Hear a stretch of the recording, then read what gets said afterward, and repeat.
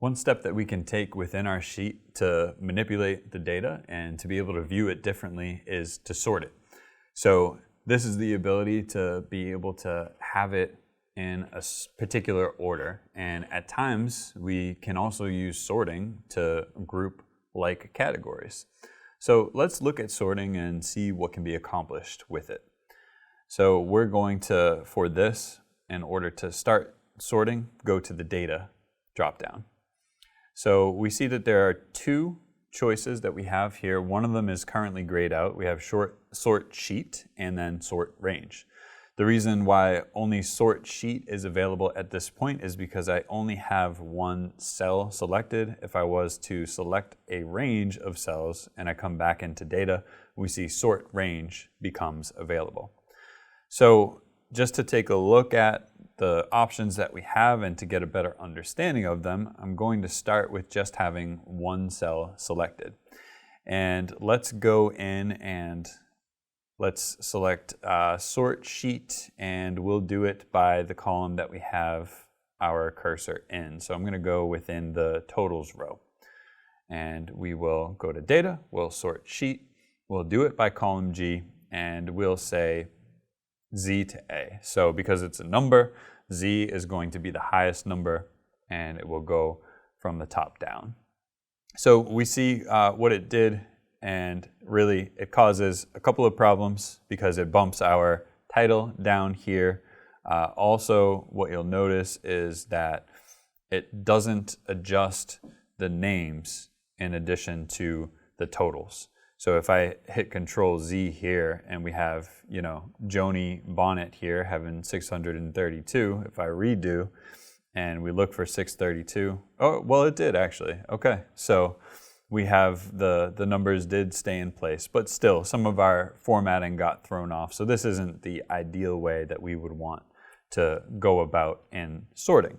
So let's look at some of our other options. So if we were to do this with respect to our entire set of data here, we're going to get some better results. So I'm going to click within this set of data here, and I'll select Control A. What that's going to do is it's going to select this entire table, all the data. We can see that everything is included here in my selection. And then we're going to go back up to data, and instead of choosing sort sheet, this time we'll choose sort range.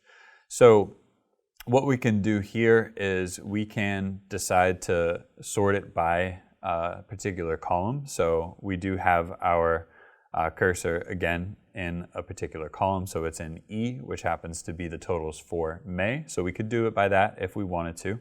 But we could have a little bit more control over it by selecting advanced range sorting options. So let's see what's available under here. So because we have selected a table which actually has headers, this will allow us to be able to sort by those headers. It's not assuming that that's the case. Unchecked is the field here, data has header row. So by default, it's just telling us the column letters. But I will confirm, yes, I do have a header row. And as soon as I do that, it changes from the column letters to the titles for each of my headers here. And so I can decide to sort by any one of these.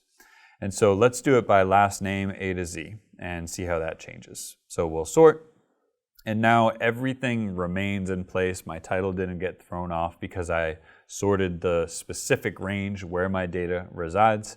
And we see this one got thrown off because there's a space before it. So that's the only reason why there's an S up at top. It does know that S is not the first letter of the alphabet. So once we get rid of that space, if we sorted it again, it would resolve that.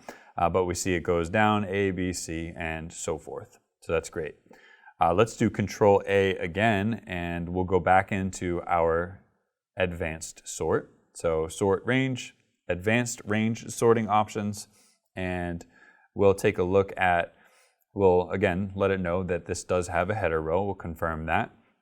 And this time maybe let's do it by division.